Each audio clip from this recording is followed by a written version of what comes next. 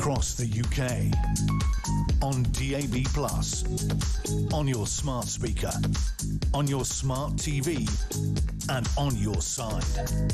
This is Talk.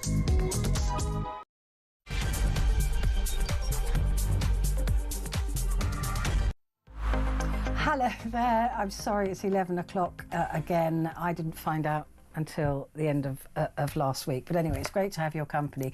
The breaking news in this show is that Tylenol story is that after decades and decades of research into autism, Donald Trump and his cohort RFK Jr. or RFK Jr.'s decided that it is likely to be Tylenol or paracetamol as we know it.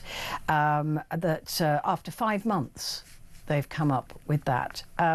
RFK did say, look, it's a multifaceted condition and they will continue looking into it. But there are warnings now from America about taking paracetamol in pregnancy. And also Donald Trump went further and said that you shouldn't be giving children paracetamol, which is really interesting because when my son was little, Calpol was my friend.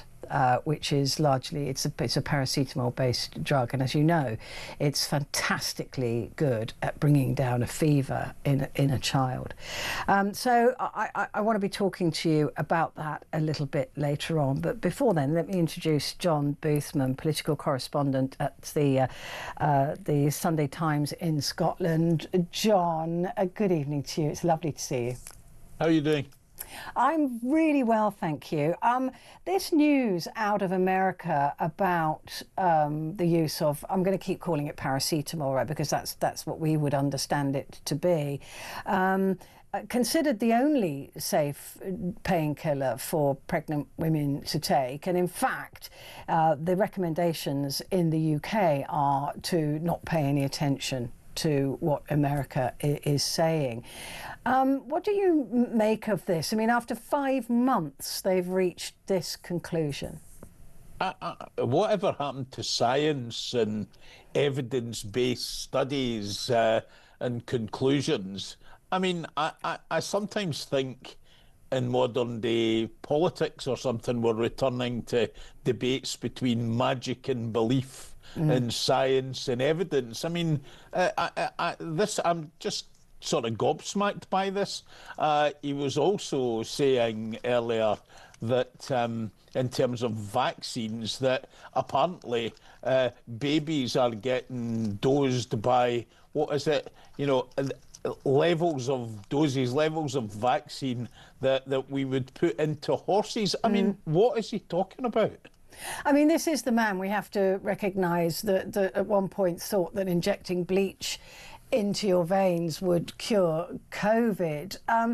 But I mean, I can't quite decide if they're erring on the side of caution or they're throwing caution to the wind with this. I mean, there have been 800 studies, by the way, looking into the causational link between vaccines and autism, and not one of those 800 found any evidential link whatsoever.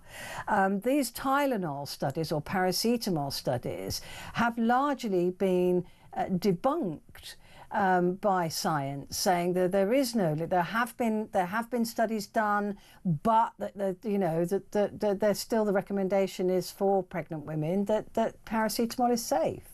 I've been listening all night to television reports saying exactly that, debunking this whole idea. But you know what? You know, like in many other subjects, Donald Trump knows better.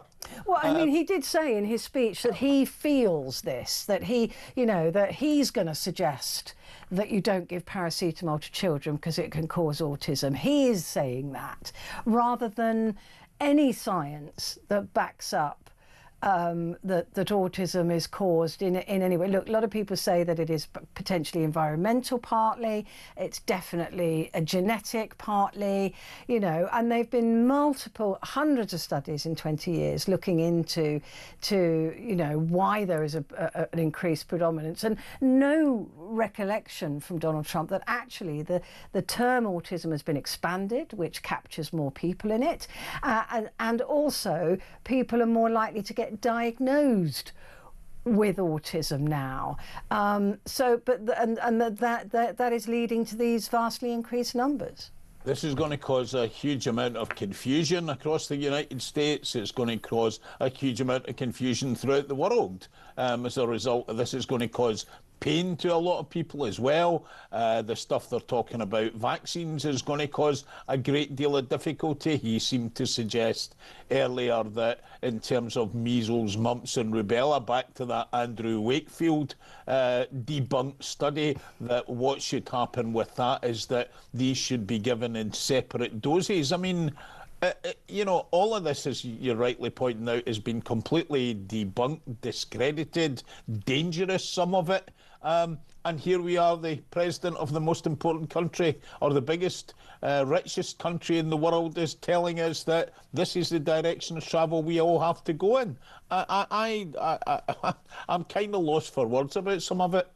Yeah, I mean, the other thing, it's dangerous to suggest to pregnant women, look, if you can't tough it out, I mean, the suggestion by the president that women are just, taking pills because they feel a little bit ill. Well, if you can't tough it out like a man would be able to, that was the inference, then I suppose you'll take it. But it's almost like then it will be your fault. And it's blaming these women who've done nothing more than take a paracetamol during pregnancy, that they are responsible for their child having autism, and the guilt that will be associated with that. I mean, it is unthinkable, really, to be putting this level of blame on women who've done nothing but take a pill when they've had a fever. Look, there's a big pattern here. We've heard Robert Kennedy Jr. and all of this stuff before on vaccines as well. I mean, I never took much of an interest before on Charlie Kirk, for example, but I've been looking in the past, few days at some of the stuff that he broadcast. He said, I saw a thing last night where he was talking about, what was he talking about? He was talking about women who take the birth control pill. I mean, what it does is it addles their brains, he told us, and then went on to talk about how that as well as addling their brains, it led to them voting Democrat, which seemed to me to be a strange and wonderful causal link to make. But, this is an attitude, a wider attitude that I think, relates to how the way they think about women as well. Mm. And that sort of all those sort of Christian links as well, the fundamentalists, and the suggestion that the Amish don't have any autism is not true.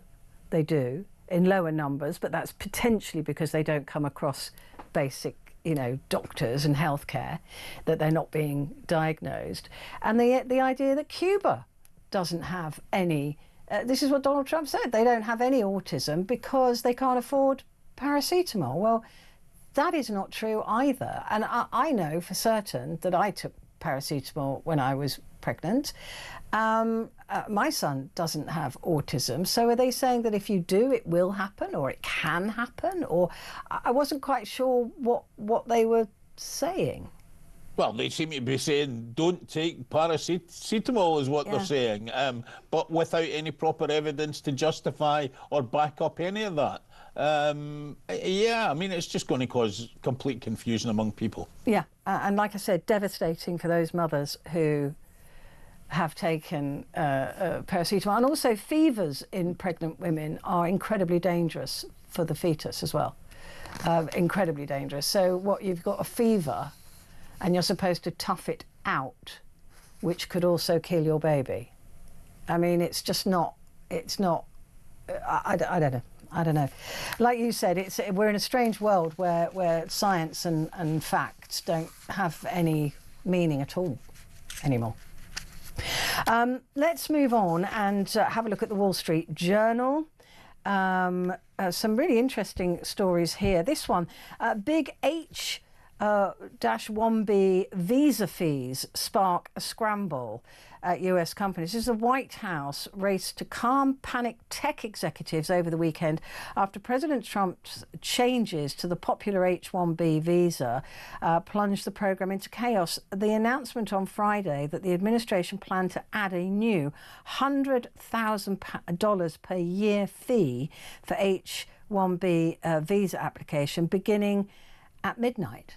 So well, no basically, warning. The great drive by Trump to drive down immigration. So one of the things that he's done at the high end of this for skilled workers is to increase the price of those visas by, what is it, a 50-fold increase to 100,000. So visas are fine for people coming from overseas as long as they are willing to pay the amount of money, quite a lot of money, in order to get in. But yet, you know, another part of that big drive to decrease immigration into the US, and it is causing worries about high-tech companies at the same time as Trump is driving a program of making America great again, bringing companies back to America, wants them to open factories. You know, he's introducing things like this, which may cause some difficulties for the Americans attracting some of the overseas expertise and skills that they might want. Yeah, I mean, his theory, of course, is we'll give the job to an American. But the reason there are high-skilled visas, and we have them as well, is that those are skills we don't have. You know, I mean, the doctors, for example, we've been under-training doctors in this country because it was cheaper by the tune of about 300 grand per doctor to hire from overseas because we didn't have to train them. That's backfired on us completely. But at the moment, we still have to recruit those doctors because we haven't closed that skills gap. And the same will be in the US. It's all very well saying, look, give these high-skilled jobs to Americans. But if they don't have the skill yet, they're not going to get that skill by midnight, right? No, absolutely, definitely. It also causes problems, you know, for particular countries. I think India in particular is worried about the introduction of this. You know, it's a lot of money for people to be paying for a visa. Yeah. It's a hell of a lot. I mean, 100 grand a year. The other story, it's not on the front page of the papers, but I did just want to give a nod to Jimmy Kimmel, the talk show host who was suspended by the Disney Corporation for saying things that Donald Trump didn't approve of. And it was about Donald Trump. It wasn't really about Charlie Kirk, because I've watched it. Disney have now welcomed him back. He starts his show again tomorrow, Tuesday. I think that's very, very interesting. I noticed that in the statement from Disney, you raised the Charlie Kirk question, that they said that all of this, of course, happened probably from the point of view of the company at the wrong time. And it was a matter of timing rather than anything else that caused the problem. But, you know, again, what we are seeing in America is a wider assault on, you know, the media in particular, critics and opponents of Donald Trump. That was pretty amazing last night when in the Arizona arena, when his wife and others were talking about Charlie Kirk and his approach to life and to, you know, people who didn't believe what he believed, that Trump stood up and contradicted him and said that whilst Charlie Kirk said, you know, that you could forgive your opponents, Trump said he hated his opponents. It wasn't his enemies he was talking about that he hated. It was his opponents, which is a very different thing. So I think that was, you know, in what was, you know, quite an interesting, well, mixture of a political rally and a memorial service. I think there was a bit of a sour note struck by the president and all of that. which probably didn't go down well with some of the, devout Christian supporters of Charlie Kirk who were there, no matter what people's attitude towards Charlie Kirk might be. Well, and Charlie Kirk himself said that it's freedom of speech is sacred, and whilst I may not have agreed with him, I did agree on everything. I did agree with him on that. But it's interesting, though, the timing of Disney's returning Jimmy Kimmel, because they've lost billions. People in America cancelled their subscriptions to Disney. People were cancelling holidays to Disney. I mean, they stood on business. The Americans, I'm really proud of them, actually, because to cancel a wedding or to cancel a family holiday, it's no small thing. But they did it. And Disney went down. And my cynical little brain, John, is kind of putting two and two together and saying, well, that's why Disney have brought Kimmel back, because they started by saying he had to apologise and donate to a Charlie Kirk charity. There's no mention of that at all. And this is not going to please Donald Trump, who thought he'd got rid of him. No, I think that's right. But, Donald Trump, gets himself into these positions. He makes grand statements about things, and then things are supposed to happen, things are meant to happen, and then, do you know what? They don't happen. And, it hasn't backfired them in particular on a whole number of fronts yet, but I think maybe the parts of the American electorate will start to get that soon.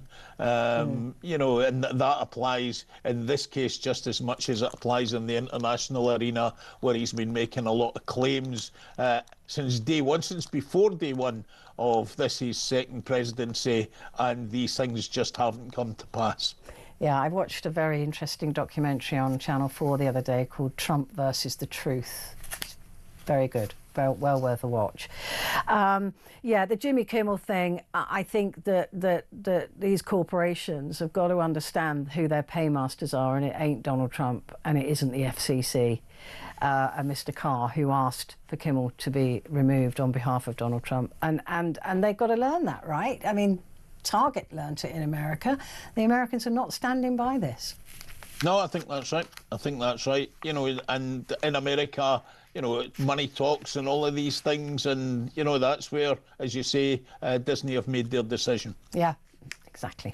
Quick break, John, and we'll be back in just a moment to have a look at the Sun newspaper's front page for Tuesday.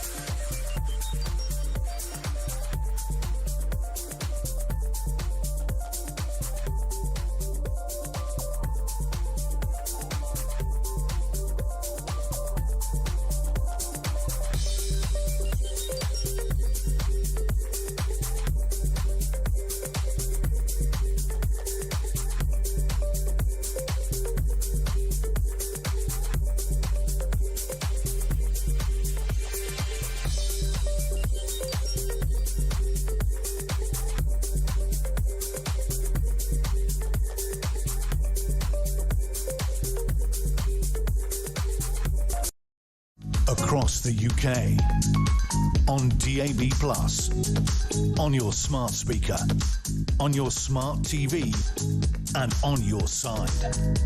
This is Talk. Hello there, this is Talk, and it's Petrie, and with me is John Boothman, political correspondent at the Sunday Times in Scotland. Let's have a look at the Sun newspaper for Tuesday. Exclusive pedos riddle. This is Bruckner, the German who many people believe was responsible for the disappearance of Maddie McCann, who is now a free man. He was sent away for rape, but he served his time. And he says, I can solve the scandal of the century. Now, when you read into this, it was when he was buying a phone, and he said he could has information to end the scandal of the century. And the person selling him the phone said the way he said it, he must have been talking about the Madeleine case, but we don't know that for sure. No, we don't.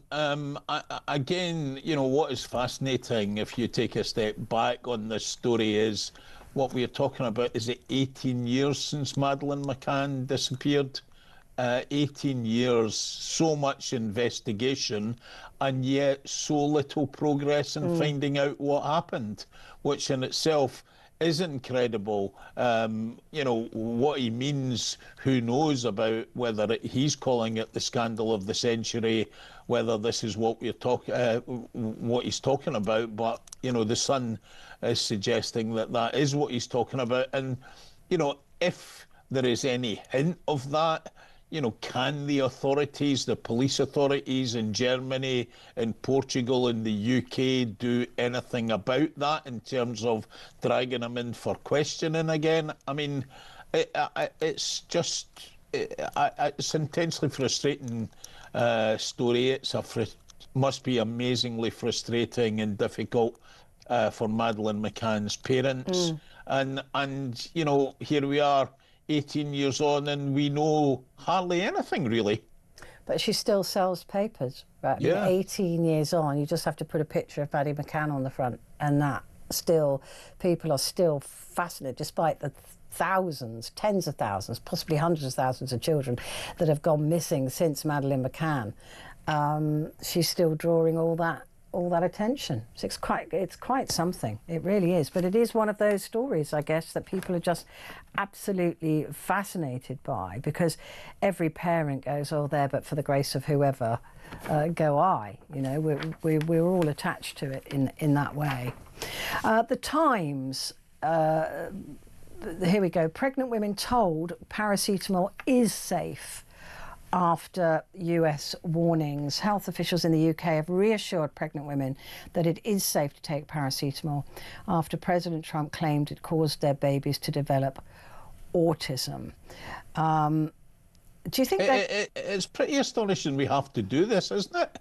That the front page of the Times should have to print a banner headline across the top saying paracetamol is safe after all these years that people have been taking it. I mean, it's a measure of how mad all this is. I mean, it seriously is, because I think that there will be pregnant women right now. I mean, I was, for example, soft cheese I could eat while I was pregnant, but you can't eat that now. So a lot of pregnant women will err on the side of caution and think, well, if it could cause autism, then I'm just not going to take it. And that, a lot of people say, well, they're only just going to have to live with a headache. But it is about fever. It's about bringing down temperatures, and they can be very dangerous to an unborn child. It's beyond words that we managed to find ourselves in this situation. Yeah, I agree. I agree. Another front page story on the Times. Farage faces questions on migrant benefit sums. The think tank that put this, Centre for Policy Studies, that put this together, has even said it should no longer be used, the numbers that he's using. So the people who actually put the numbers together have discredited their own work. When I saw this story today, and Nigel Farage talking about saving £234 billion, that immediately, that kind of number, I mean, that is a very, very, very Huge. big number. And, that the OBR is talking about, I think as well, the Office for Budget Responsibility, how it's actually impossible to calculate exactly, what this would actually mean. Again, it's great headlines for Nigel Farage, but, we're back in the same territory we've been before with Farage, and this, I think, may be, in future part of any undoing of him if it goes in that direction, which is, once you start to scrape away the surface, once you start to look at the detail, that maybe the sums don't quite add up. It all sounds, very easy and very simple to do what he's talking about, that the 800,000 people, I think was the number that I saw earlier, would be encompassed by this proposal. and you're just sort of thinking, aye, well, really, is that practical? Could it happen?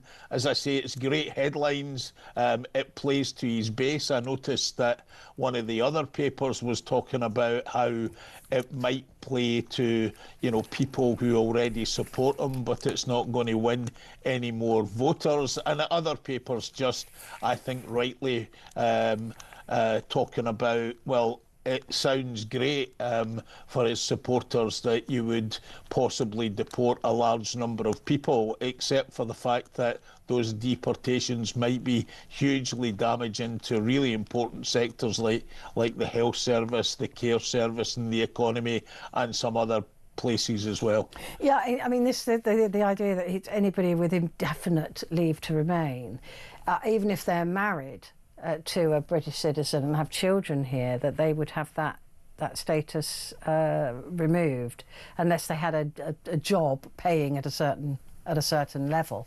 My producer Gabriella, that you know well, is an Italian.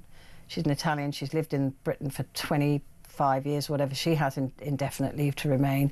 So that's her gone, right? Well, I mean, what happened to that great old-fashioned thing that if you came here, right, and paid your taxes, yeah, then you're entitled to get benefits, which seems, probably, I think you would have thought to most people to be quite a reasonable proposition. And some of the people who will get taken in by this kind of measure, should it ever come to pass, are people who've been here for decades. Yeah, right? like Gabriella. Yeah. I mean, again, she's more British than I. She passed her British citizen test or whatever. I'm not sure I would have done. Although I did quite well. She certainly speaks better English than I do. Yeah. Right? So I think. But there are so many people who get caught up in that who, it's I don't know, if it came to pass. It's the practicalities that are important. Yeah. And look, talk is cheap, talk is easy, talk sometimes wins votes, but the fact is that if you're going to implement any of this, then it's much more challenging and difficult. Look, if it was this easy, then other people would have done this kind of stuff before. Yeah. I mean, exactly. But it's like Labour, isn't it, who were in opposition for so long that when they got into power, they didn't have a clue how to run the country. I mean, so it's pretty much the same with reform, saying, yeah, we're going to do this, we're going to do that, we're going to do the other. And then you get into power and you see the legal constraints and all of these things, and you just go, oh, so I can't do that. The other story is about our Duchess of York, Fergie. She's been dropped now by so many charities. Yeah, I heard the news it was 6. I think it might be up to 7 now. Yeah. Sarah Ferguson for a very long time has managed to get herself into some trouble. I mean, sorry, I'm loath to raise this as though 11:30 at night, but toe-sucking episodes and sitting next to swimming pools, it was all very bizarre. And I don't know, it's more than unfortunate that she gets herself into these places. And here we are, as a result of some over-flowery language, which her spokespeople are trying to claim was to stop her maybe getting sued by Jeffrey Epstein. She's ended up in a lot of trouble by calling him, what was it? Her supreme friend. Yeah. I mean, he is the gift that just keeps on giving, isn't he? Yeah. And will continue. I suspect there'll be more people who are caught out in this. John, quick break, but we'll be back in just a moment.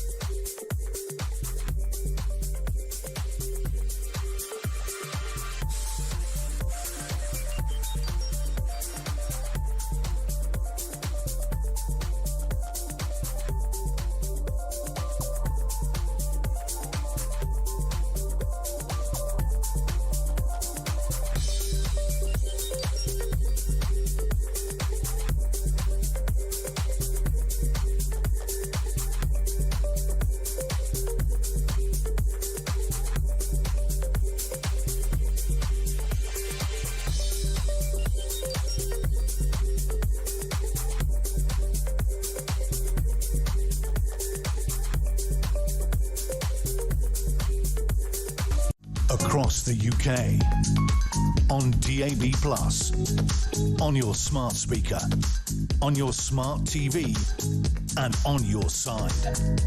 This is Talk. Hello there, this is Talk and it's Petrie, and with me is John Boothman, and we're going through the papers for Tuesday. The Daily Express, John, we must make dementia an NHS priority. Experts warn we're not ready for the future full of hope in Alzheimer's care. This is because there's breakthrough care now and the NHS is not implementing it, I believe.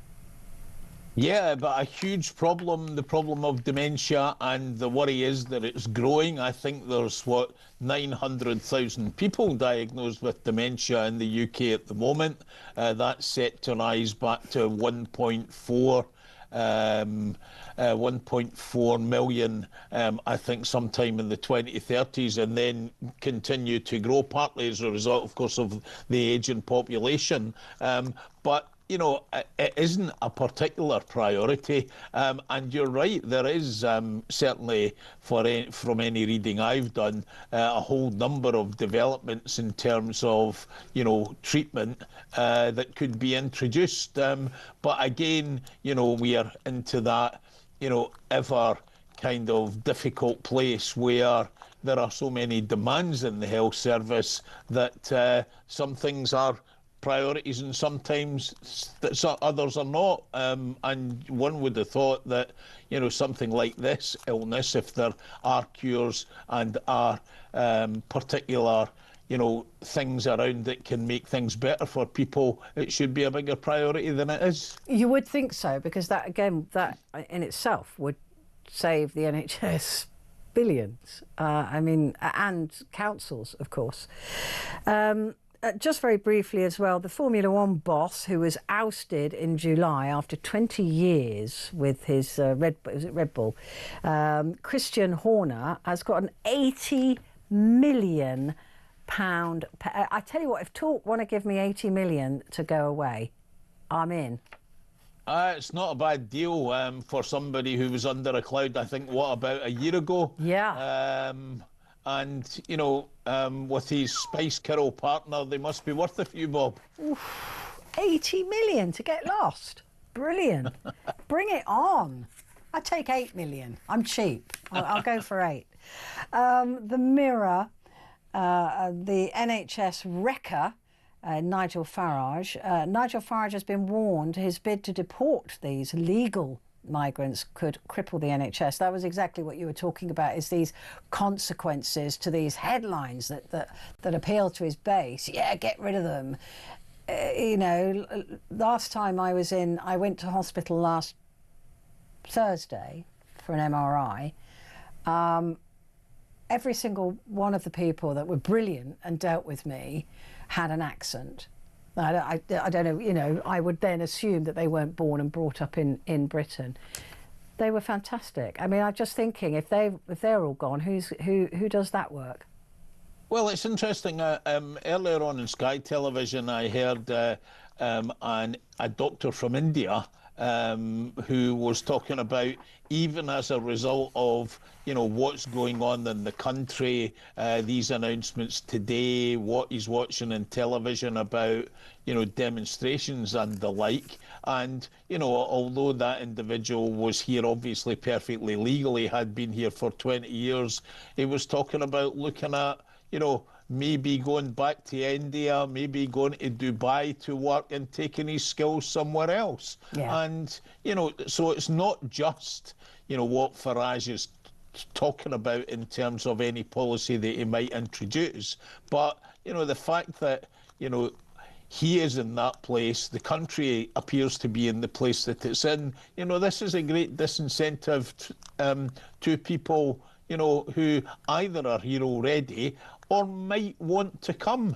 Again, you know, we are hugely dependent, you know, in bringing in people from other countries to work in the health service. Yeah. And that's still the case. And none of this is going to attract anybody to come here. No, not if they see that as their future, no. The Daily Mail, has a big article on the truth about any link between paracetamol and autism, but we don't get to see it because we've only got the front pages. But new crisis for the palace. The Mail asking, will the king now banish Fergie? Well, Fergie lives with Prince Andrew. I mean, so I really did not understand the headline, to be quite honest. Where is she going to get banished from? To? Yeah. What's that about? Right. I don't know. Yeah. I'm with you, John. Again, I think that's a headline that probably has very little backbone to it. I don't know. The Daily Telegraph. Reeves told to launch a tax raid on pensioners. Cut 2p from national insurance and levy it on income, says a Labour think tank. Rachel Reeves has been told to mount a £6 billion raid on pensioners, landlords and the self-employed. But this is by a leading Labour think tank. Yeah, it's the Resolution Foundation. Torsten Bell, who's now an MP, he was one of the leading figures there, is now a big advisor round about economic affairs for the Labour Party. There's a couple of other advisors. They're suggesting that Labour should add 2p to income tax and cut 2p from national insurance, because that would affect a wider group of people. It would include pensioners and self-employed, and all of this in order to try and, solve that £20 billion shortfall that the Labour government now has. 50 billion. They say. Yeah, is it 50? Is it? I think it's 50. 20 billion was the old lot. That was the black hole. Lot? Yeah, that was the black hole. Now that was last year's shortfall. We've got, yeah. And of course, partly as a result of Labour's failure to do anything about the welfare bill, which they said they would. Yeah, exactly that. And the other story is GPs told they must stop dismissing patient fears. So these are patients that might go in and say, look, I'm really concerned about this headache. And they say, well, probably, I don't know if they're going to say take paracetamol from now on, but I assume they are. And they must actually investigate. Yeah, look, I think one of the big things that Wes Streeton wants to do is, basically, as part of his NHS improvements, is really improve performance, is, not just amongst GPs, but also in terms of what's happening in hospitals, because since COVID, that's become a problem. Look, but you're only going to be able to do the kind of things that he's talking about there with GPs if GPs have got more time to see patients. The fact is, at the moment, I think certainly here, an average GP appointment lasts about 7 minutes or something. There's not enough time if you can get anywhere near a GP to be able to actually diagnose, things in a way that you probably would like. Yeah, and it is really interesting because this is Jessica Brady, who died from cancer at the age of 27. After, was it 37? I can't see the print. No, it's 27. After GPs repeatedly fobbed her off with online consultations and failed to send her for tests. Under Jess's rule, GPs will be told to take a 3 strikes and rethink approach with extra checks and second opinions sought if a clear diagnosis cannot be established. So this is a young woman who was going in and saying I feel a certain way, and they were just saying, oh, well, you're only 27, so it can't be anything serious, basically. So that's interesting. Trump hails a new autism drug as he's attacked over paracetamol fears. He said an amazing new drug that could be used to treat autism. They suggested that I can't read it. Covorin. So I can't read the print. Typically used in cancer treatment to counter side effects of other drugs, could be an answer to the condition. So he's not just saying that paracetamol is bad, but he's saying that they could have found something else. Interesting. There's been hardly any coverage of that in anything that I've seen so far. The Telegraph is the only paper which has emphasised that part of the story. Yeah. But I noticed there's lots of coulds there. Yeah, lots of coulds. Yeah, Yeah. yeah. The I newspaper for Tuesday is saying new Farage plan to deport migrants would split families who live in Britain. So this is what I was saying earlier, that it doesn't matter if you're therefore married to a British citizen and have children that would presumably be British citizen, that if you're just here on a permanent leave to remain, which you would think would give you permanent leave to remain, that under Farage's plan you could be deported. Yeah, yeah. Some of the other papers are also pointing out that certainly initially, unless something else can be negotiated, that this wouldn't apply to people from the EU because of Brexit. Which it can't apparently because of the laws and the things that we signed. Yeah, which is all terribly ironic. And the other thing that struck me as well is what about people who come from the Republic of Ireland who've got a particularly special status here as well? Yeah, well, they're foreign, so you know they won't get leave to remain. Yeah, it's like you said, it's interesting. I've always said that Farage needs to be really careful he doesn't peak too early in the amount of people that he gets interested in, because once we start digging into numbers and once we start demanding that those numbers actually do add up and that they do make sense, things will start to unravel for him. What's that cheese called with all the holes in it? Yeah.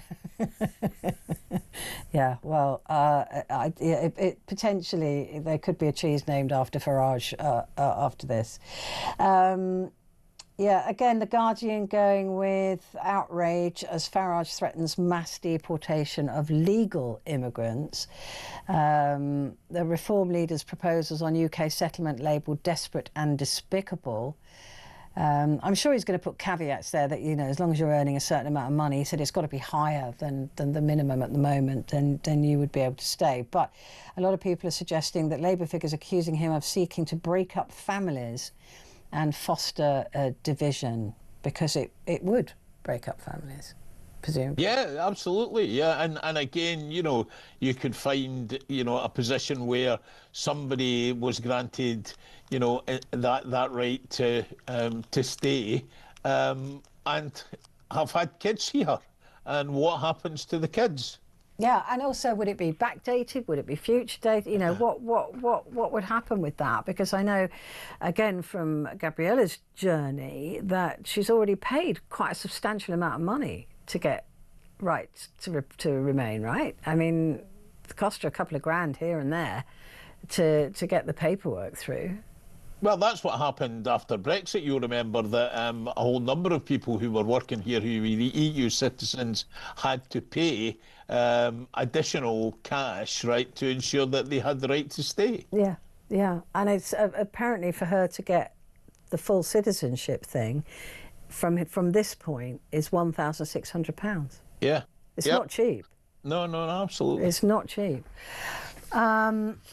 Okay, the Metro, PM defends Gatwick expansion. We need to just say yes. Climate campaigners attack $2 billion airport plan, but Starmer tells Nation to lose its no mentality. This is rich, considering we're supposed to be at zero emissions, or whatever it is that Miliband is trying to get us to behave, and yet they can say yes to another runway. Seems a little bit hypocritical. Well, yeah, it depends what way you want to look at it. I mean, on the other hand, you can argue if you're going to have economic growth, right, presumably having an expanded Gatwick airport and an expanded Heathrow airport is a good idea. I have to say, I was listening again to someone, an environmental campaigner, earlier on about this. Look, I'm as green as anybody, but to be honest, I just think, you know, where we are as a country, whatever we do ain't going to add that much to the great sum total of, you know, what's happening with the climate across the world, particularly when you see what's happening in China and America and a whole series of countries that are much bigger than us. But it is a hypocritical statement by government, isn't it? This government that's telling us that we've got to get rid of our gas boilers and all of those things within 5 years, and then they do this. It's say as I do, not as I do, as I say, not as I do. The governments just want to have its cake and eat it in this. I mean, my criticism would be that, you know, among a lot of environmental campaigners, they're not in favour of economic growth anyway. For it's easy enough for them to say, you know, let's not have this, and you know, the country ends up poorer as a result. Well, from their point of view, that's fine. From the point of view of everybody else and all the services that have to be paid for, then not so fine. Yeah, absolutely. We're going to take a break, John, but we'll be back in just a moment.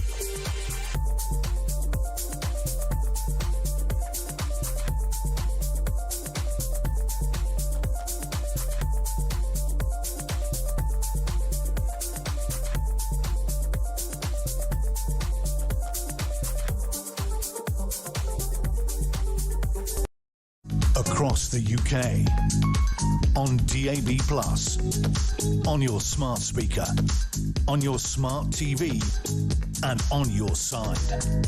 This is Talk. Hello there, this is Talk and it's Petrie with you, and with me is John Boothman, political correspondent at the Sunday Times in Scotland. Time for our daily dose of news with a wink, and that is the Daily Star. Taken for a ride, the betting industry chief executive saying the new Reeves tax will drive punters to shady bookies. So everybody's fighting their corner now, and they've given odds on her losing her job at 4 to 7. Look, this is actually quite an interesting and serious story. In fact, I think it was a number of months ago I heard Gordon Brown talking about this. If you wanted an imaginative tax that was going to raise, you know, a substantial, I think something like 15 billion quid or something was what was being talked about, then one of the things that you could do was look at betting tax and gambling taxes, because it's a huge industry. And I think the way it works at the moment is that there is a levy on the profits of betting companies is what happens by and large with gambling tax, and that a great deal of cash could be raised. Now, I think that has raised the hackles of people in the industry. I think this is the chief executive of the industry, a woman called Grania Hurst, who's actually complaining here and suggesting that if the the gambling taxes are increased in this country, it will drive punters to shady bookies. Now, some people might argue that there's lots of shady bookies already. I say that as a joke. But the fact is that, the public finances are in a state that this is a very, very healthy industry that makes lots and lots and lots of money. I mean, I'm constantly amazed at, the number of adverts that I see for betting companies, whether it be, on football shirt everywhere, right? And again, having a couple of kids in their 20s, the amount of adverts that are targeted on younger people for the betting industry, it's pretty astonishing. So I think this is something that we will see in the budget. I think that it's something that, by and large, the public will not particularly object to, because it's a better alternative than the sort of alternatives we were talking about earlier, about raising income tax and, all of those things that were in that article in the Telegraph earlier on. Well, they might come anyway, but I think, if I were a betting person, that I would put some money on, Rachel Reeves introducing higher gambling taxes. It's interesting because, I mean, at least here in the UK, we don't pay tax on the winnings, do we? Because if you look at the lottery winners, for example, they don't. That's tax free. But in the States, you pay tax on your winnings. So I mean, I don't know whether Rachel Reeves would be able to walk down the street safely if she did that here. But I think that certainly we're not as bad as other countries with tax on gambling. I don't particularly know, which way this would end up being levied, but as I say, I think it's a dead cert that it's likely to happen. And you will get, lots of cries about how unfair this is from the industry, but it's a big, big industry, and there's lots of money goes through it, and lots of money in profits for the betting companies. I mean, as well, because we always think about betting as being on the horses or on the football, right? But you've got all of these bingo sites and all of these, that's betting as well. So it's like you said, it's a massive industry. The industry's been completely transformed in the last 20 years because of the internet. You can bet on absolutely anything. I mean, you can bet on, what Donald Trump's going to have for his breakfast tomorrow morning. You can bet on McDonald's. anything. Yeah, well, probably. That's right. He has that 3 times a day, I think. No, but you can bet on absolutely anything.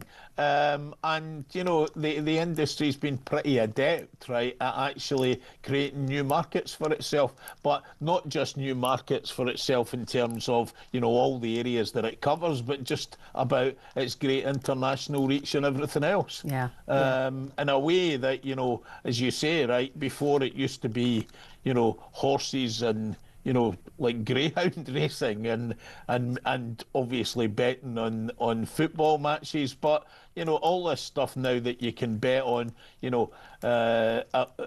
how many goals are going to be scored in the last 15 minutes, which player's going to score them, I mean, it's an incredible array that really, draws people in, and there's all sorts of incentives for young people to bet as well, free bets all over the place if you sign up for this, that and the other.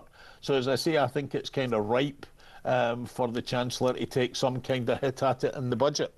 Yeah, and also, of course, the betting industry was trying to figure out a way of getting women more involved in gambling, because going into the old betting shops was not something that many women would choose to do. I mean, I used to have one on the corner of my street, and I lived in that house for a very long time. So I went through the stages of people, you know, smoking and drinking in there and passing the bed. And it's not somewhere that a woman would go to. So the introduction of online gambling, that's why a lot of these bingo sites and things are targeted towards women, because they realise that there was a whole load of people who weren't yet into gambling. So they've managed to drag a lot of women. A girlfriend of mine got into serious financial trouble with one of those sites, really bad. So yeah, I know how awful they can be for people. And I think fewer betting shops and stuff now as well anyway, you know, because all of those things involved costs that an internet operation wouldn't involve. Yeah, exactly that. So we've got until November now for the autumn budget. The FT talking about Nvidia poised for a $100 billion deal to take a big stake in OpenAI, a strategic tie-up to build data centres. Some of these data centres are coming to the UK allegedly, so that would be good. Yeah. The government announced, I think, you know, part of all those the great Trump visit last week was all the major tech deals that were getting announced, and I think Nvidia part of that. Very interesting picture of two Japanese people there on the front page of the Financial Times, who are the main competitors against each other. The woman is the more conservative of the two, and that's the competition to lead the Liberal Democrats, as they're called, who are the biggest party in Japan, to be the Prime Minister. So there's a battle there between the Conservatives and the Liberals for the ruling party in Japan. He's very young. Doesn't he look young compared to... If you look at America's politicians, they both look young. See, when you get to my age, all the politicians now look young. What? Even Donald Trump? It's like the firemen and the the policemen. My Scottish mother used to say that to me. She said, "You'll know when you're getting old because the police officers will start looking younger." That's right. And she was absolutely right about that. Just briefly, because we've got about 30 seconds. Are you big into TikTok, John? I can't imagine that you are. TikTok in America being sold, and it looks like the Murdochs might be taking it. Yeah, look, this is the story, again, a story where the Americans were worried about the Chinese ownership of TikTok, so they decided that basically this could no longer be allowed. So they've been looking around to see who they can get involved in order to buy it. And there seems to be, I think it's a consortium being put together, and Rupert Murdoch is being part of that. I heard Donald Trump say that the other night, despite the fact that isn't it the case that there is a major legal dispute between the Wall Street Journal and Donald Trump still ongoing? Yeah, I think there is, but we'll wait and see if the Murdochs do take that. John, it's always a pleasure. Thank you so much. John Boothman there, political correspondent at the Sunday Times in Scotland.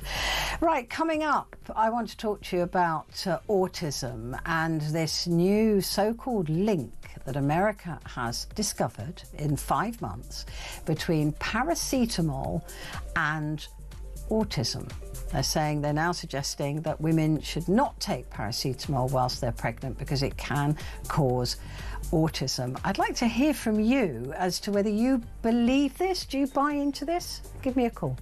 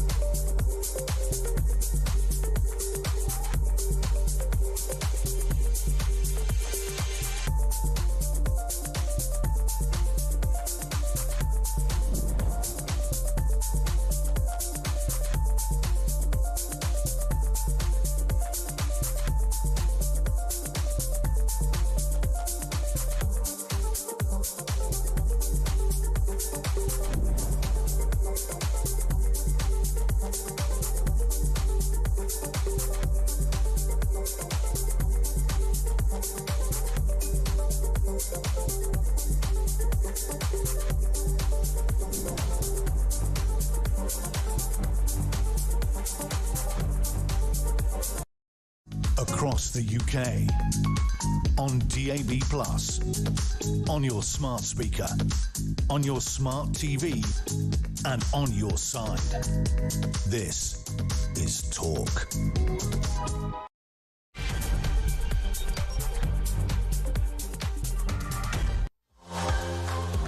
Hello, good morning to you. It is Petrie here with you now. And to many people, today is the Rapture. So I hope you can, well, if you've got to be taken, then it would be a shame to lose you as audience. That's what I'm going to say. But good luck on Rapture Day. What I want to talk about is this statement by Donald Trump and RFK Jr. Now, a while ago, RFK Jr. said he was going to find the cause of autism within 5 months. They set a deadline, and they've met the deadline. And they've come out and said that it is Tylenol, or as we would know it, paracetamol.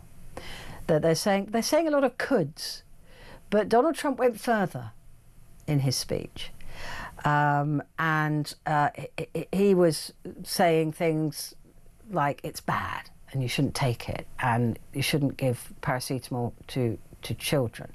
We've got a clip of him which I'll play in a few minutes, but before I do, I just want to ask you if, when you were pregnant, did you take paracetamol? I certainly did. Trump suggested not giving paracetamol to children. I couldn't have lived without Calpol. I mean, it saved my life. I used to always say I would snog the face off the person who invented Calpol. It's the best thing ever. When your kids got a fever, it's fantastic.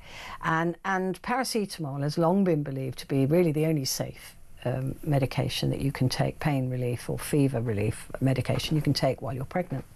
So for me, it's quite troubling, because when you look into the statements and the claims by the Trump administration, science is not with them. Science does not see any causal link. Some studies, let me be completely fair here, some studies have identified a possible small link between exposure to paracetamol in the womb and autism, but more robust research has found that there is no causal link, including a Swedish study last year involving 2.4 million children. So Sweden did a study on this, 2.4 million children, and found no causal link. So it just is fascinating to me to say that this amazing announcement that paracetamol causes, or could be, the cause of autism, and to such a point that it was about, you know, him saying, don't take it, it's not good. And other statements like, you know, if you're a pregnant woman and you can't tough it out, which I found really disgusting. For him, so you can't tough it out, like some poor little woman who's got a bit of a fever. Well, high fever in pregnant women is very dangerous to the unborn child. So it's not a case of toughing it out. It's not a case of being strong and, you know, oh, I feel sick and I'm going to tough this out. This is really worrying. Experts have cautioned that finding the cause of autism, a complex syndrome that has been researched for decades, would not be simple.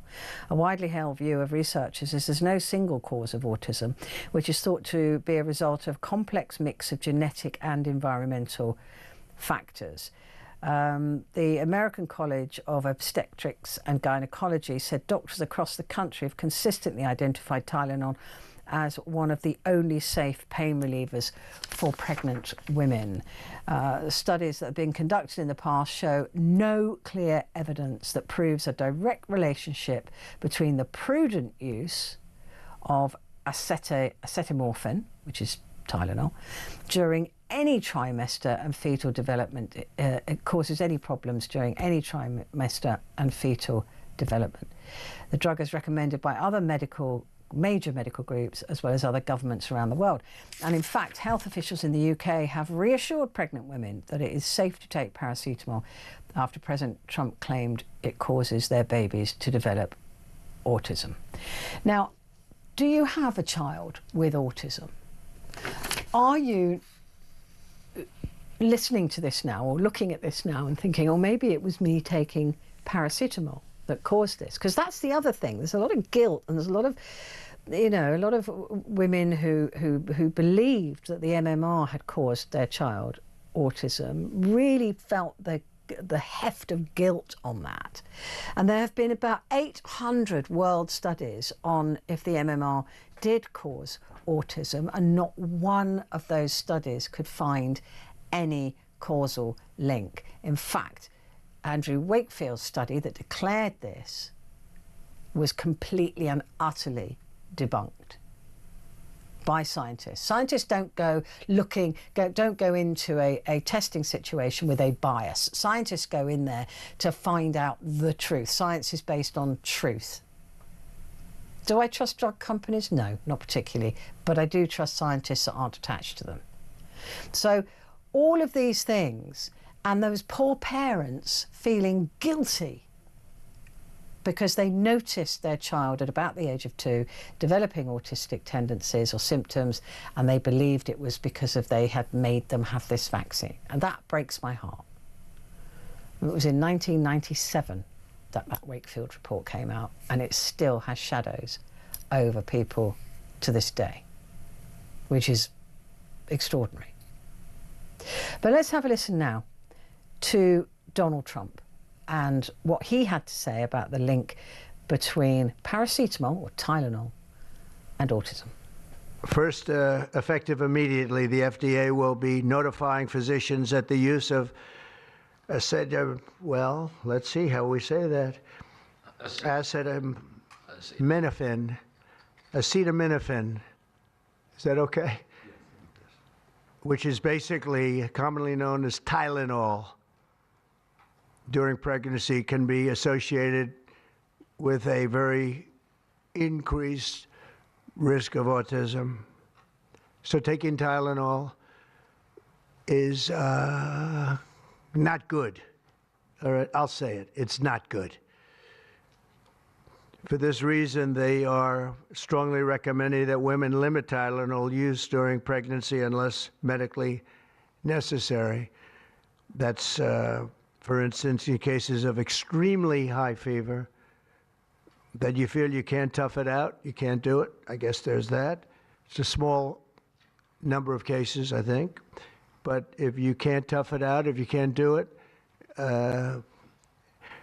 that's what you're going to have to do. You'll take a Tylenol, but it'll be very sparingly. It can be something that's very dangerous to the woman's health. In other words, a fever that's very, very dangerous, and ideally a doctor's decision, because I think you shouldn't take it. And you shouldn't take it during the entire pregnancy. They may tell you that toward the end of the pregnancy, you shouldn't take it during the entire. And you shouldn't give the child the Tylenol every time he's born and he goes and has a shot. You shouldn't give a Tylenol to that child. All pregnant women should talk to their doctors for more information about limiting the use of this medication while pregnant. So ideally, you don't take it at all. But if you can't tough it out, if there's a problem, you're going to end up doing it. The other thing that I can tell you that I'll say that they will maybe say at a little bit later date, but I think when you go for the shot, you do it over a 5-time period. Take it over 5 times or 4 times, but you take it in smaller doses and you spread it out over a period of years. And they pump so much stuff into those beautiful little babies. It's a disgrace. I don't see it. I think it's very bad. They're pumping, it looks like they're pumping into a horse. You have a little child, little fragile child, and you get a vat of 80 different vaccines, I guess, 80 different blends, and they pump it in. So ideally, a woman won't take Tylenol. And on the vaccines, it would be good instead of one visit where they pump the baby, load it up with stuff, you'll do it over a period of 4 times or a 5-time period. That is Donald Trump's advice there. That I don't believe had anything to do with any of the research that was done. And let's bear in mind that this is the man that thought you could inject bleach. He told his scientific leaders to look into it because bleach killed COVID on surfaces. He said, oh, perhaps we should look into whether you can inject bleach. And actually that started a lot of people doing exactly that in the United States. It did. Those words, his words, have meaning, and people follow that. But you heard the inference there with the if you can't tough it out nonsense. I swear. But so it's they've fixed it. They've sorted it. It's paracetamol. Whereas medical studies don't back that up at all. I mean, a study of 2.4 million children specifically looking at whether there was a causal link, and they found none. In 2.4 million children, not one bit of proof that there was a causal link between Tylenol, paracetamol, and autism. Did you? I mean, I took paracetamol when I was pregnant. I gave my son paracetamol all the way through his youth. So I don't understand whether they're saying it will happen, could happen, might happen, definitely will happen, shouldn't. I don't really understand it. The advice from British medics and health officials is to ignore it, is to completely ignore what America is doing over paracetamol. Do you have autism? Do your children have autism? Are you thinking now, did I take paracetamol when I was pregnant? You probably did. If you had a headache or, you didn't tough it out. Maybe you broke your leg and the only painkiller you could have was paracetamol. Well, you've got to tough that out, baby. You've got to tough it out. What do you make of this? Do you trust? I mean, I'm thinking of all those pregnant women, right? Those younger women right now who are thinking, right, well, I'm not eating soft cheese anymore. I'm not drinking. I'm definitely not smoking. I'm not drinking coffee. All of these things that you're told that you mustn't do when you're pregnant. And I am imagining that even if I thought there was a tiny little slither of a chance, I'd probably stop taking paracetamol. And that is the only safe painkiller you can take when you're pregnant. So you're just meant to tough it out. And if you have a fever, it can be very dangerous. I mean, I think this is scary. This is scary stuff. Because women will forego pain relief if they believe, of course, that if they believe, even if there's a slight chance. And yet this study of 2.4 million children found no causal link. Let's go to the phone line. Give me a call. 0344 499 1000. And you can text as well, put the word talk and then your message to 87222. Grace is in Ealing. Hello, Grace. Hi. I was diagnosed with Asperger's 20 years ago now. Wow. Before it was quite so fashionable. You were ahead of the curve, Grace. When I was 13, and I am worried about how Trump is essentially demonizing autism. I mean, that's the implication. He's implying that it's an awful thing that needs to be eradicated. Oh, he isn't just implying that. He said it many times. Yeah. And I'm personally fine as a person over here in Britain who, I mean, I'm not I hate myself enough anyway, so it doesn't impact me, but I'm worried about other people with autism who are hurt in terms of feeling negatively about themselves because of comments like his, or who are feeling like damaged goods. I mean, he did through this speech. He did say things like, "Oh, I've seen autism; it destroys families. It, all of that." And it's like that's really unfair, right? There are a lot of high-functioning people with autism. There's a lot of people who add an awful lot to the world through being on the spectrum. Yeah, it's not something to be, made to feel like damaged goods over, right?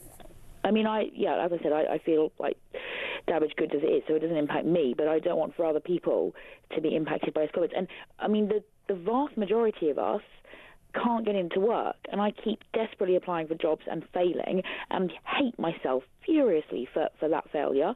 But actually, a lot of us could contribute more to society, and I worry that the demonisation that he is contributing to is part of the reason that we're not able to get work and contribute to society as much as we want to. We want to be contributing to society, and to some extent we're prohibited from doing so because of the stigma that he is worsening. And I'm also very worried, obviously, as you've just said, for pregnant women who are going to suffer as a result of this. That's horrifying to imagine. And indeed, he's entirely anti-science. Just hearing him ramble away, complete nonsense. I mean, I've only got an undergraduate degree, but I really value science, and I'm keen to understand science better. And hearing him spout utter twaddle like he does, meanwhile, he is closing down all manner of scientific research projects and institutions. It was really bizarre last week how, I think it was Charles who mentioned how our countries had collaborated on the Human Genome Project. And then Trump said that England was great because the scientific method had started here. But Trump has been entirely, opposing respect for science. And he goes on his feelings, doesn't he? I feel this. I feel that this is the cause. Yeah. I feel that this is, we can do this. But also the suggestion not to give children paracetamol, right? Which for me it was Calpol. I don't know if they have that in America. They probably do. Which is a liquid form of paracetamol, specifically. I know what it is. For Calpol children. was the highlight of being unwell when I was a child. Yeah. You got to have Calpol, and it was yummy. It was yummy. And also, it brings down fever. And when you've got a child with a fever, it can very quickly go very wrong. That's why so many parents are like really checking temperatures and say, right, it's a fever now. We're going to have to give them Calpol, or we're going to. Do you know what I mean? And it saves. There's no doubt about it. It saves lives. It saves children's lives, because if they tip over that level of fever, it can cause fits. It can cause brain damage. All of these situations, and to warn parents not to give their children Tylenol or paracetamol or Calpol, I think is reckless. I mean, I don't get emotional about many things, but I am feeling quite emotional contemplating the suffering that he is going to be contributing to. And it's particularly egregious and ironic, given that he has really capitalised on feigning concern about babies. He has played up this idea that he's on the side of babies by winning over pro-lifers. He has said, we're going to say these babies are being killed, and we're going to save them by attacking abortion. And I am, generally fairly pro-life, not rigidly. I think it does depend on the stage and various circumstances, but I would lean pro-life. But he is completely unconcerned about actual human children. Well, otherwise they'd change the gun laws. The biggest cause of death in America for children is being shot at school.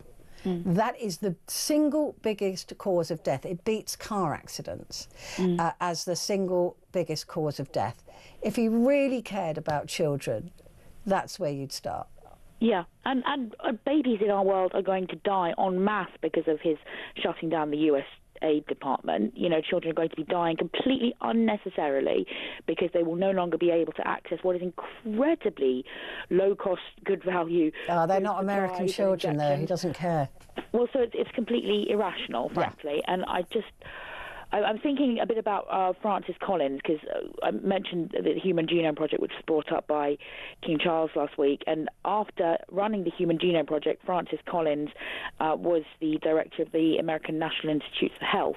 But then he stepped down and basically spoke about how Trump had really politicized things. He's doing this for his own political ends. Yeah. And Francis Collins is someone I'm interested in because he wrote a book called The Language of God about how DNA demonstrates that there's a designer, and that was one of the reasons I came to believe in God. And Trump will pretend that he's on the side of Christianity. He said that God has sent him to make America great again, but he is just flying in the face of the concern for human beings that we are called to have. He only cares about what will profit him, and I would speculate, although I could be wrong, that he may stand to gain financially from opposing, a low-cost painkiller. I don't know, but it's. Because paracetamol, let's remember, or Tylenol is I think, well, it certainly is here, so cheap, it's pennies, and most people can afford it. And maybe there's a more expensive drug that's going to come onto the market that they will declare safe for pregnant women. I mean, who knows? Nothing, Grace, would surprise me anymore coming out of America after this. Grace, thank you very much indeed. Grace in Ealing there. I'm going to take a quick break, but I will be back in just a moment.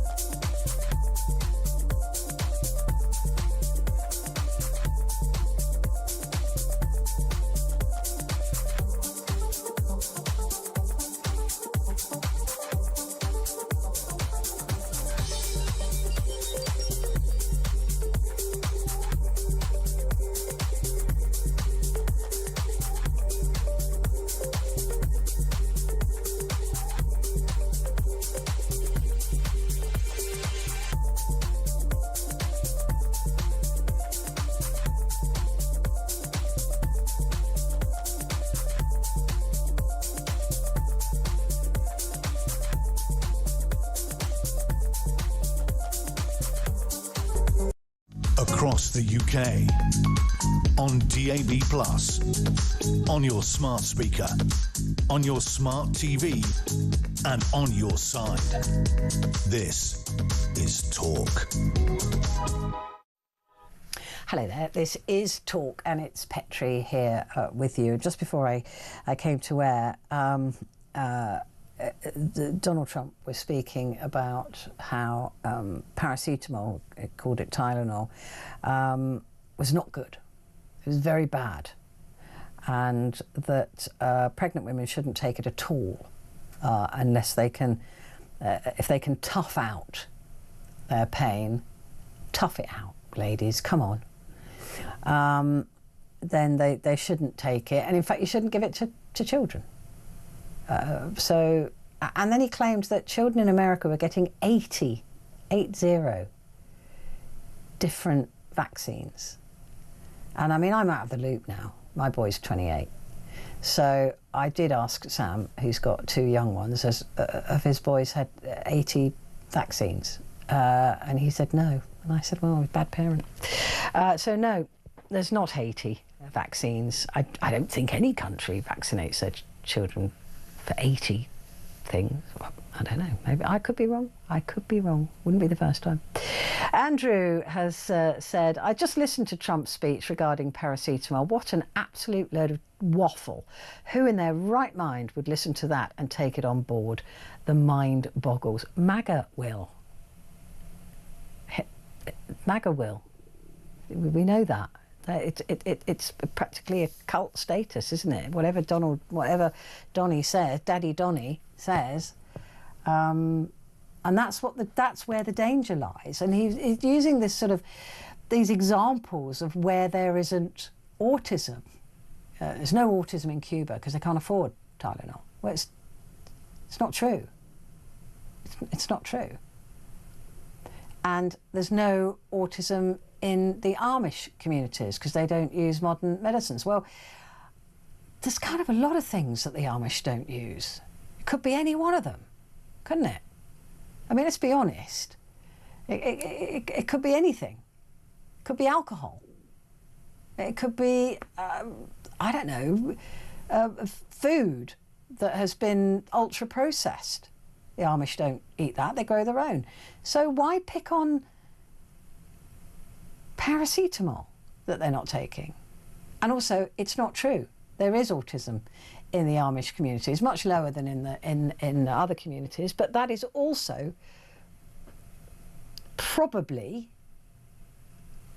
due to the fact they don't see regular doctors unless it's absolutely vital, and is an underreporting.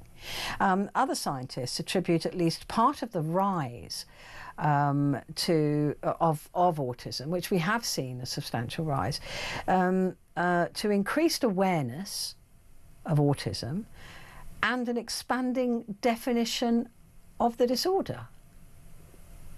So researchers have also been investigating environmental factors. I mean, I would have said to America, why not check your food? You know, if it's in the last 20 years, then the prevalence of ultra-processed foods in America, foods that we won't even buy because they're not considered safe. Then he keeps going on, the Europeans, they don't buy our meat, but no, because it's full of hormones. They don't buy our dairy, no, because it's full of hormones and we don't want that stuff. And they don't buy because you don't have the same food standards that we have. If they're looking for environmental factors, I'd say start with the food. But then I'm not a scientist, and neither is Donald Trump.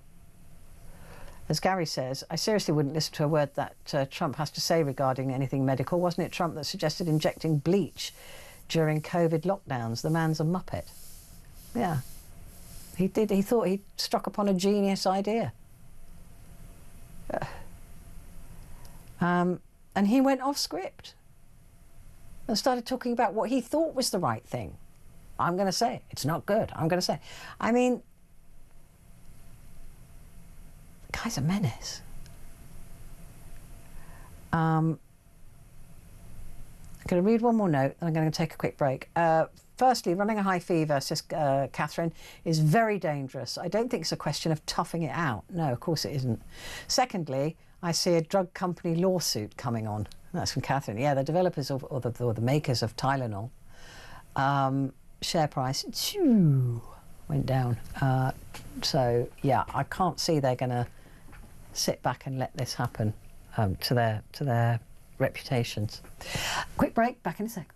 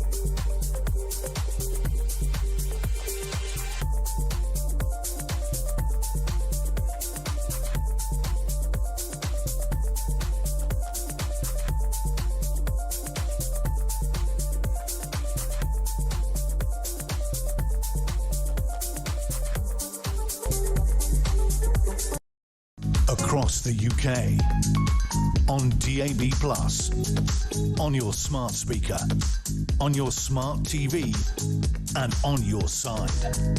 This is Talk. Hello, good morning. This is Talk, and it's Petrie here with you, and we're discussing the statement by the United States that came out of the United States between Donald Trump and RFK Jr. Now, listen, 5 months ago they said they would have an answer to autism. They would find the cause of autism in 5 months. The studies into autism has been going on for decades, but they were determined to find. You know, it's not like science. Science doesn't go into a situation and determine to prove it one way or the other.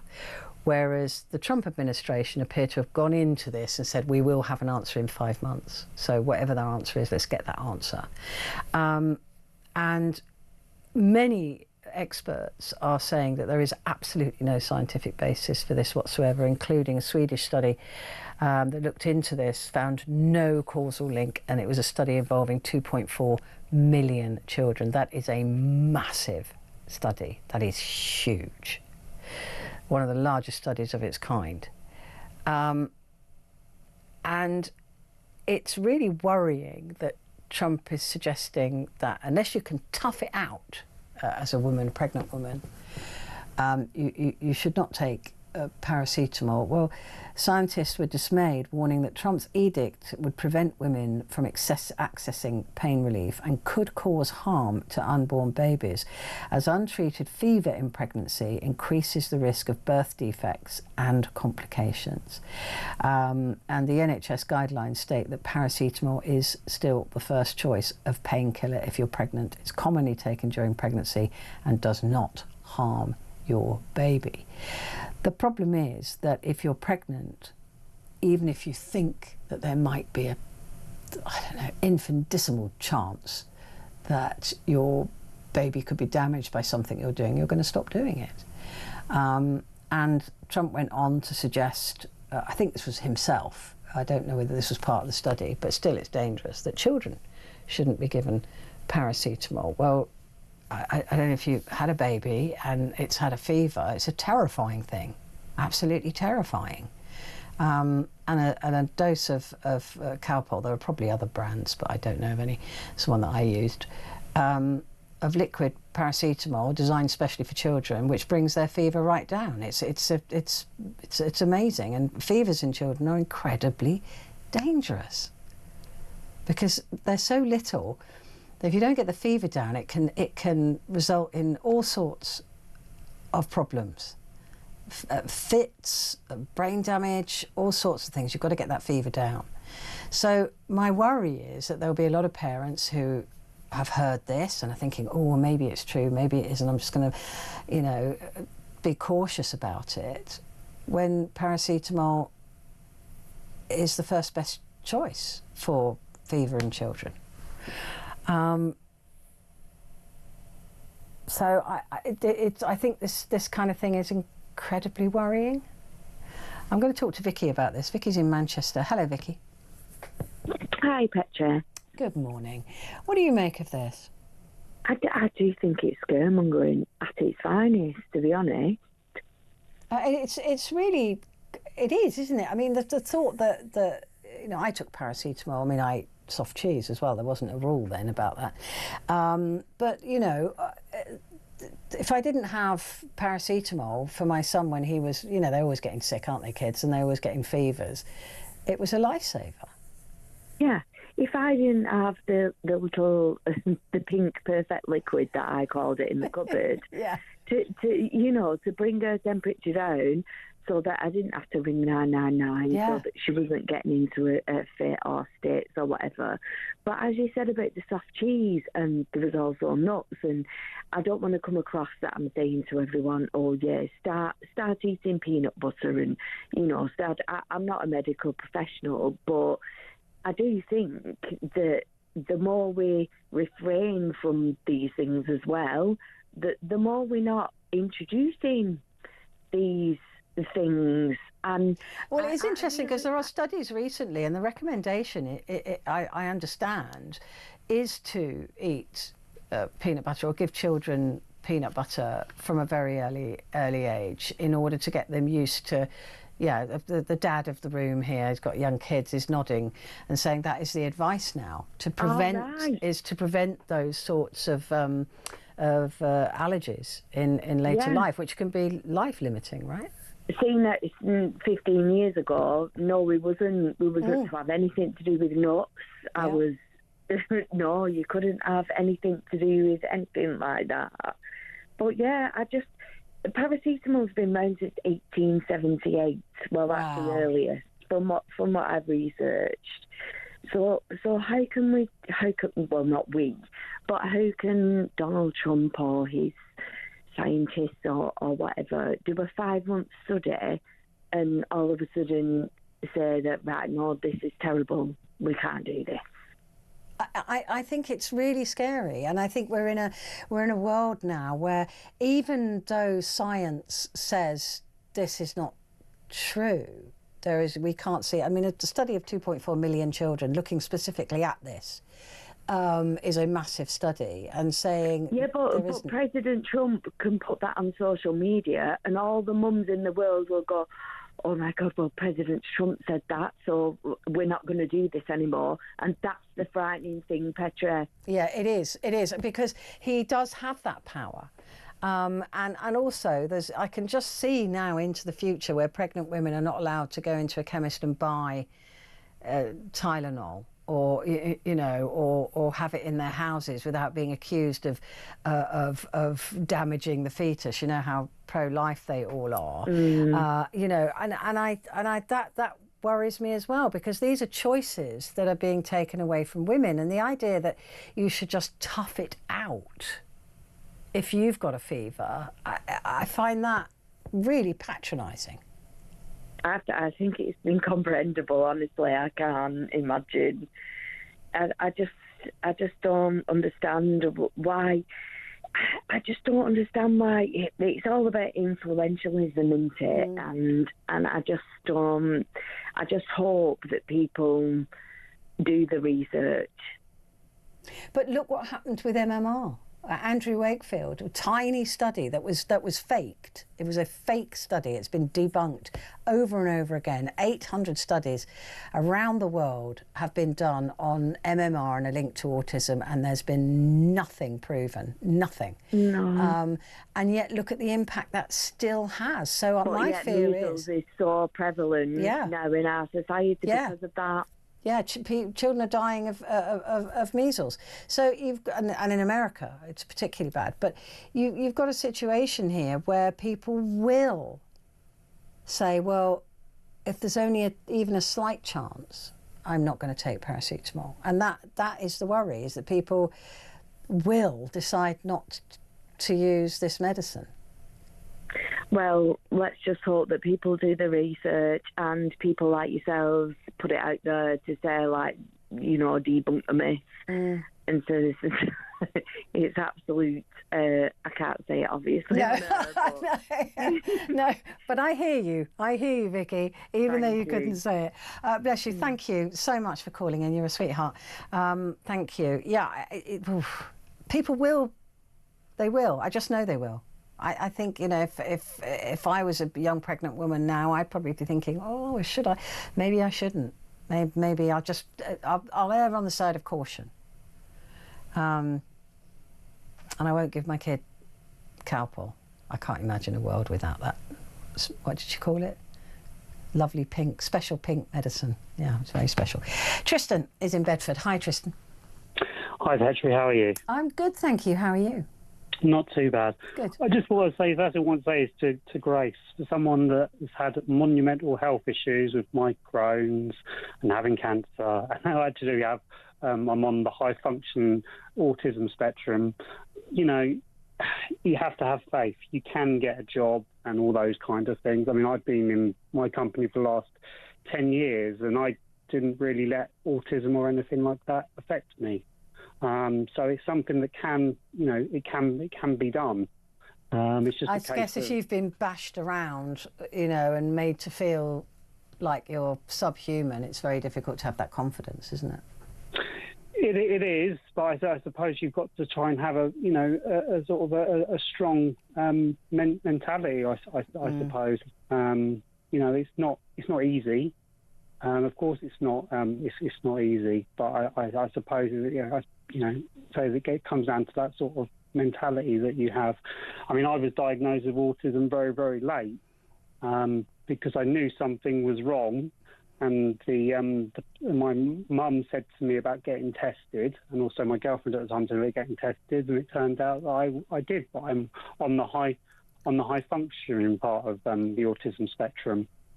As regards to about what Donald Trump says, I mean, I do like him, and I like certain things he says, but I mean, you know, there's got to be some critical thinking and some common sense and logic, and some people can't just agree with just what he says. I mean, you know, that's ridiculous, to be honest with you. But you're right, there will be people that will just take it as read and go, oh yeah, Trump says that, so, you know, but yeah, there has to be some sort of some critical thought into and it's dangerous. Like I mean, if you've got children, I know you're just about to adopt, maybe a little bit older though, but you know, younger children, if you've got to get on top of a fever like really quickly, because otherwise they can tip into something really very serious.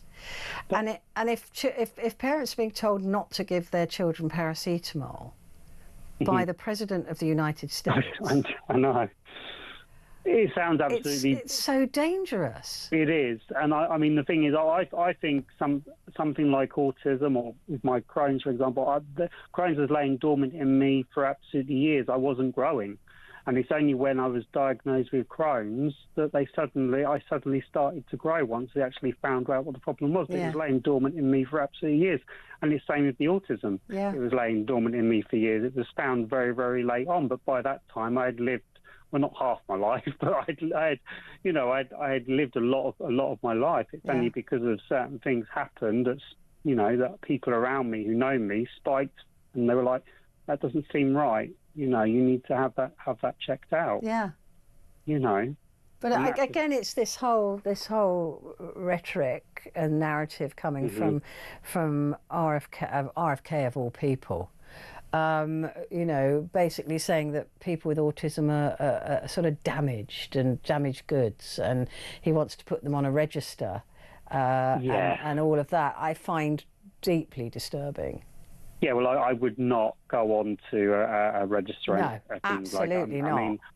I mean, I'm with the Crohn's and Colitis Foundation, but it's not something that I will tell everyone that I have Crohn's, or I tell everyone I have autism. Yeah. You know, but if I feel that something is impacting me, or I'm having a tough time, then you know, those problems, they come to the surface, and they feel very heightened because you're having to deal with other things, and then these other problems that you have put that more pressure on you because you feel it even more deeper and even more raw. But at least, right, you know what, you know, that's why you get diagnosed, right? So you can say, well, I know why now, and that takes a lot of pressure off when you kind of, you know why, and you can explain it to yourself and explain it to other people. Right, you know, it's easier to say, look, I'm this way because of, or I have to go home early because of this, and people it's much better understanding, right?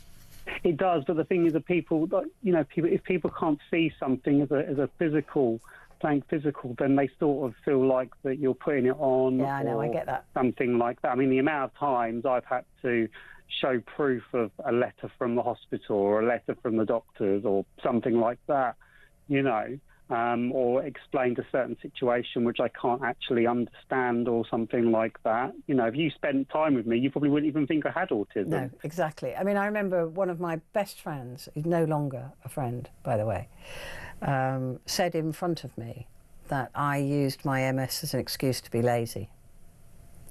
There you go. And that's because I was going through a bad patch and was sleeping a lot. Yeah, nice. really good friend, really. Yeah. But yeah, so yeah, I know, I get it. I completely understand that judgment and that sort of behaviour. Good to speak to you, Tristan, always is. Thank you very much indeed. I've got to take a quick break, but I will be back in just a moment.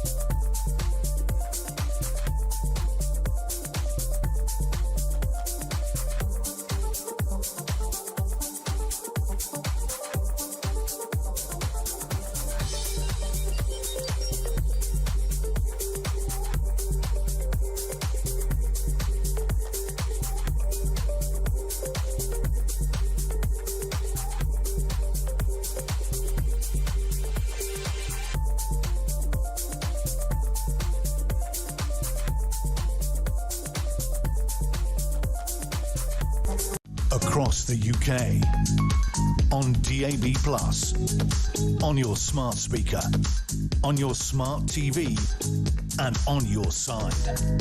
This is Talk.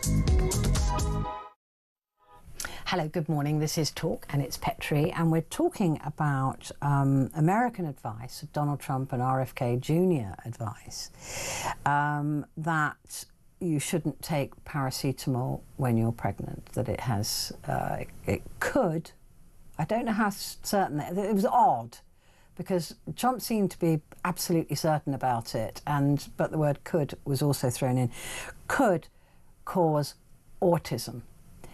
And we already know of the impact that Andrew Wakefield had 28 years ago. And I remember it so specifically because I'd just had my son. That's why I know it was 1997.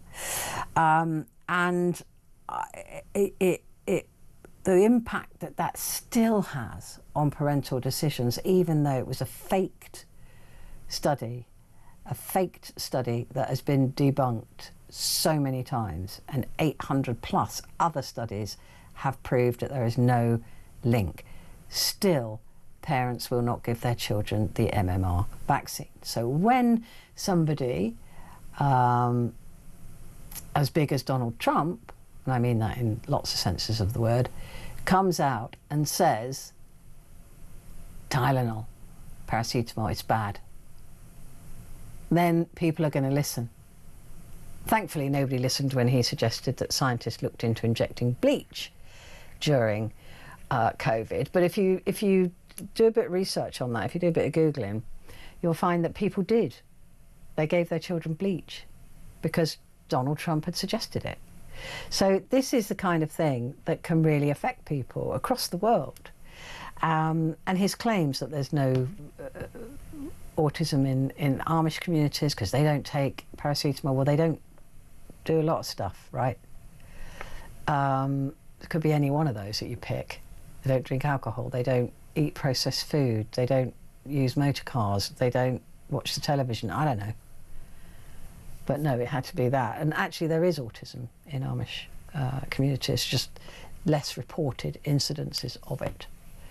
And in Cuba, where apparently they can't afford a paracetamol, there is still autism.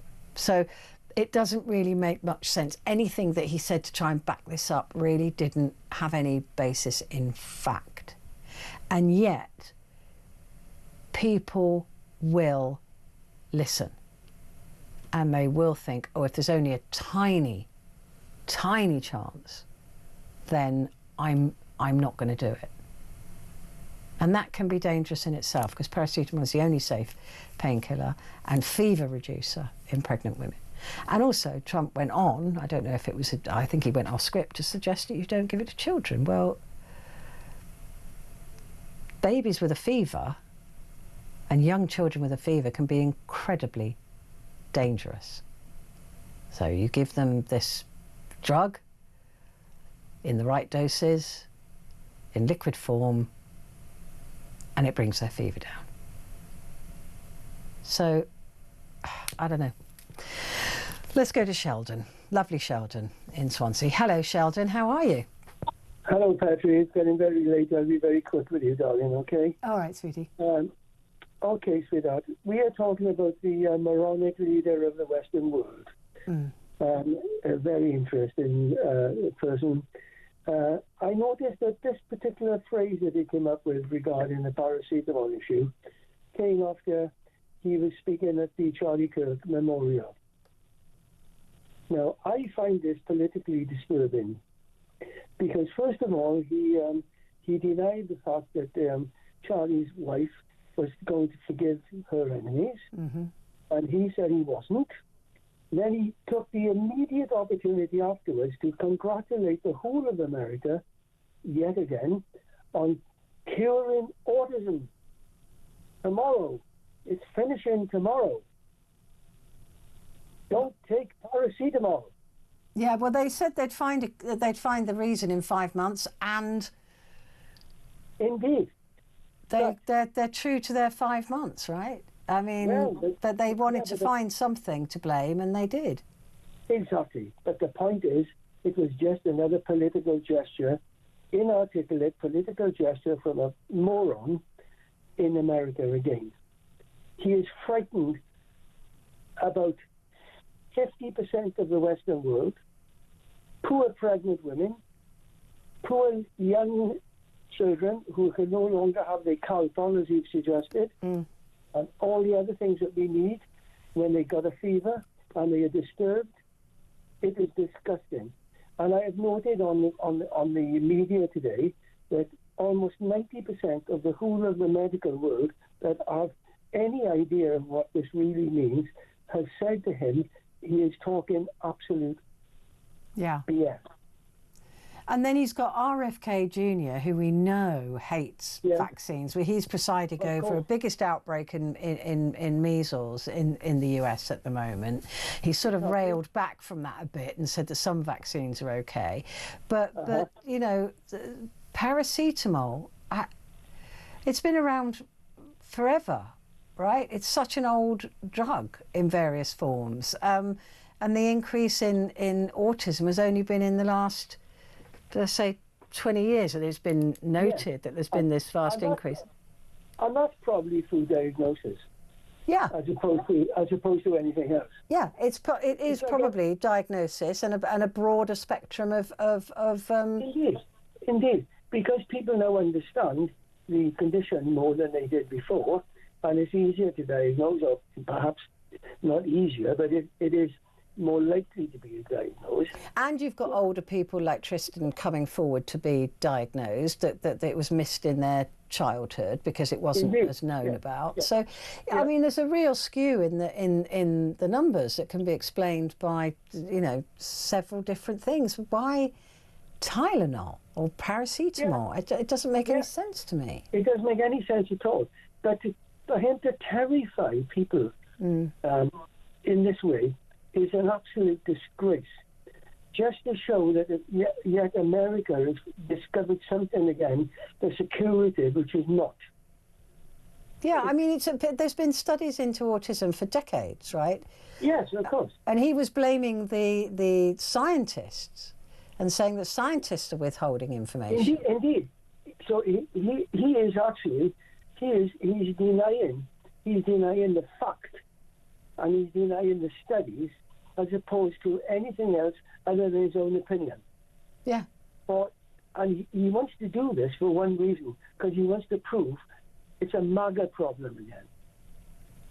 That's all it is with him all the time. Yeah, he's playing to his base. Yeah, he's playing to his base the whole time.